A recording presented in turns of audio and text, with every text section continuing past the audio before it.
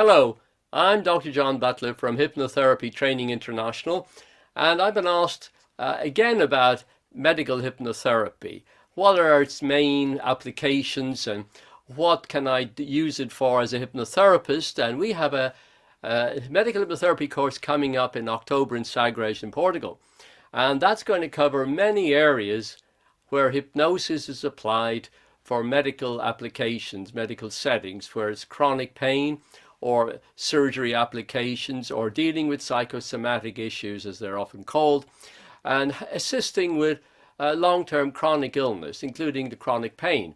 Now, there are so many applications, and I could talk here for probably a day on this, just introducing the course, never mind teaching all of the different applications in any depth. I have been particularly asked about pain control. And there's chronic pain, there's psychogenic pain, which doesn't seem to be primarily to do with physical things. It's mostly psychological, but it can become hardwired into the brain, and then it has essentially the same effect to the patient, at least, as if it is a physical pain. There's phantom limb pain. There's quite a few mysterious things about pain in which the mind, the psychology gets involved, and medicine struggles to control that with medication. Now, we can bring the mind into the picture with medication. And one of the most powerful demonstrations of the application of pain control is in surgery. Arguably, that's the most intense pain most people are going to experience. And for that, we have general anesthetic and local anesthetic. Now, of course, when you use the mind, you can reduce the amount of medication needed. It may be able to take an elderly person away from the burden of the anesthetics from general anesthesia to local anesthetics, and even reduce the amount of a local anesthetic. And this was discovered back in the days of Mesmer over 200 years ago, but certainly in the 19th century, doctors discovered they could easily work with a patient with maybe 35% or thereabouts. That was a figure that constantly came up, with 35% of the usual amount of anesthetic, which kept people in a very safe place from a health point of view, from the demands of the anesthesia. Now, as we're talking about pain, of course, there's tension, stress, which feeds into it. The person in hypnosis is very relaxed, so they're keeping out of the stress zone and out of the stress hormones. Now, I'm not going to go into details of just about pain control here at the moment, because one of the questions that came up was pain, yes, but in hypnosurgery, which is something we're very well known for. We've done it many times, how hypnosis helps the person with the pain and post-operative pain, of course, and also with other benefits for the mind body, other health benefits. And of course, one of the earliest and problematic things that pops up when we interview patients for surgery is the anxiety. The anxieties and fears. Maybe there's a will to fail, will to die there to some extent because they're elderly. They've got some negative messages, iatrogenic messages from doctors who may be well-meaning but put a lot of fear into their minds. And so we may have to help them with that.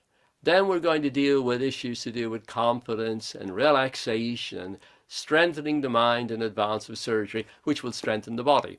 We have hypnosis, the trance hypnosis, waking hypnosis, and suggestion to help them with all of that. Now, so there's good preparation. We make a recording for them. Preferably we have 3 or 4 sessions.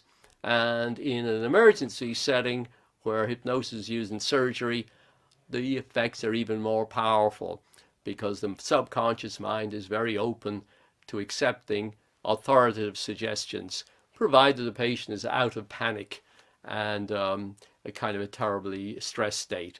So when it comes to the surgery itself, the peri operation, let's call it, that increased confidence and sense of control that the patient has been learning will reduce pain during surgery and reduce the stress effects. It improves so-called hemodynamics, blood flow, circulation issues, so lower blood pressure to a healthy level, better heart rate functioning there, and other things to do with cardiovascular. And reduced blood loss has been found time and again. Now, as I said earlier, we may reduce the analgesics from general to local.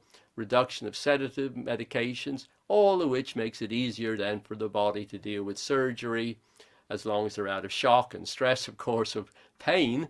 And of course, as the body then won't have to detox so much medication later on.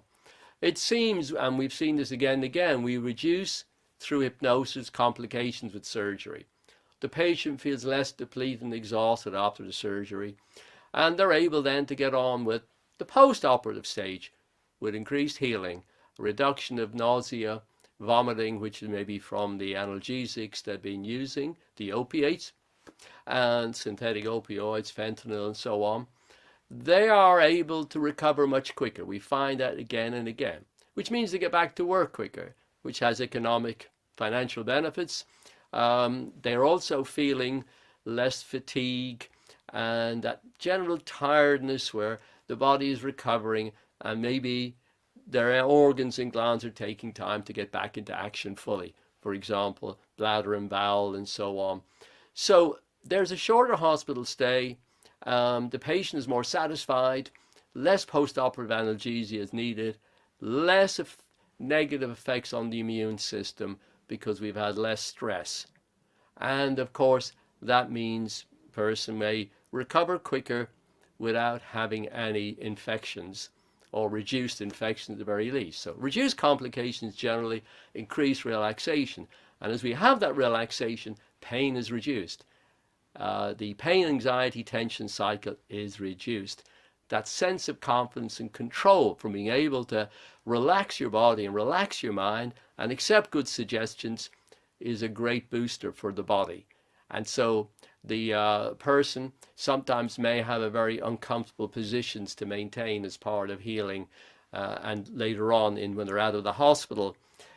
But hypnosis again has been shown to be able to help people tolerate that and get into recovery so much healthier and stronger. And it's really a great shame that all of these benefits and many others, which I'm not going to, but these are some of the main ones I've addressed here. It's really almost a crime that this is not used regularly in hospital settings. And whether we call it hypnosis or something else, we may be calling it medical relaxation and use imagination, suggestions, whatever. But it's a major boon to patients. So pain control, general health boosting during surgery and post-operatively. And of course, this is only one area. We're calling it hypnosurgery. To do this well, you need to learn it. You need to find a very good teacher who's done the work in this field so you can be maximizing your effects as a therapist. And this is part of what we'll be teaching on the medical hypnotherapy course in Sagres in Portugal.